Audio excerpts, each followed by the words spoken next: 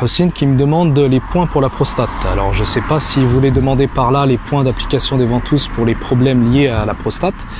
En tout cas, c'est compliqué de répondre à cette question-là sans avoir plus d'éléments. Et je vais en profiter d'ailleurs pour répondre à une autre question.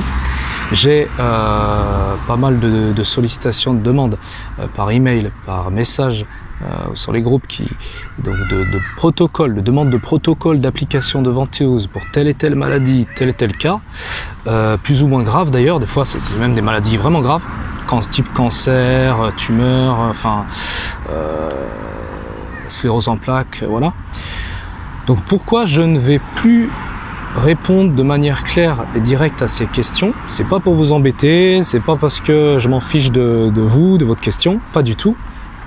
C'est tout simplement parce que j'ai une responsabilité derrière et que je veux pas être responsable d'un problème, quel qu'il soit.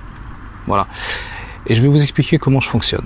Alors, première chose, si vous me dites protocole pour XY maladie, où est-ce qu'on pose les ventouses? Déjà d'une, il faudrait que j'ai en ma possession toute l'étiologie, c'est-à-dire l'étude des causes de toutes les maladies. J'en ai pas la prétention. Il faudrait que j'ai une connaissance parfaite de l'anatomie du corps humain. Je n'ai pas du tout la prétention non plus d'avoir ça. Et je ne suis pas médecin. Et même un médecin, il va vous recevoir pour effectuer un diagnostic et mettre en place un suivi et certaines actions. Donc, on ne peut pas à distance, comme ça, vous aiguiller. C'est compliqué. En plus de ça, il existe autant de protocoles qu'il y a de personnes. Parce que, j'exagère un peu, mais je pars du principe que, en fait, les choses doivent être faites de manière individualisée, c'est-à-dire, voilà, tout simplement, pourquoi? Parce que, comme je l'ai dit tout à l'heure dans la sciatique, il y a plusieurs causes de sciatique, donc on a ça à prendre en compte. Pareil pour les autres maladies et les autres problèmes. Donc, on va poser différemment les ventouses. D'accord? Donc ça, on fait attention. Voilà. Donc voilà, même si j'avais toutes ces connaissances et que je voulais répondre à cette question, il faut aussi en savoir plus sur la personne pour laquelle vous voulez pratiquer. Donc ses antécédents passifs, ses éventuelles contre-indications, ce qui a déjà été mis en place pour elle, son suivi. Voilà, c'est délicat, on n'a pas tous ces éléments-là.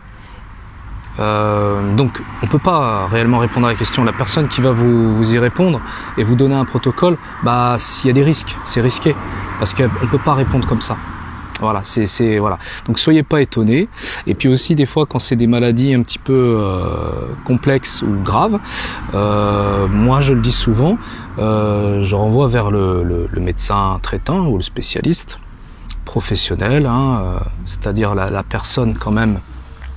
La personne qui a la place quand même de cette responsabilité-là pour savoir s'il est possible ou non de pratiquer la cupping thérapie ou les ventouses dans un cadre de bien-être, d'accompagnement pour soulager les maux, certains symptômes. Donc voilà, c'est intéressant d'avoir un avis médical sur la question quand même, parce qu'il y a des fois, faut pas prendre de risques, tout simplement. Donc voilà, soyez pas étonnés maintenant pourquoi je réponds pas de manière claire et formelle à cette question-là, et c'est pas pour vous embêter, c'est juste que tout simplement je veux pas me tromper, je veux pas mettre ma responsabilité en jeu, voilà.